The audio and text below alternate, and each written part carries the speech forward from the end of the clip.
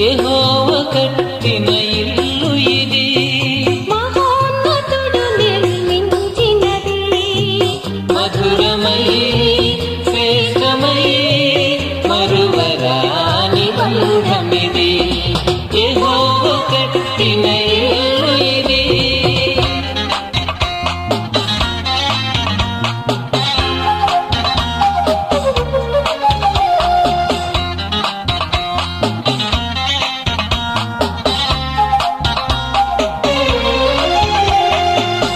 ఒంటరి బ్రతుకులు మరవాలని, జంటగా సతతం నిలవాలని, ఒంటరి బ్రతుకులు మరవాలని, జంటగా సతతం నిలవాలని, ఒకటిగా చేతులు కలపాలని.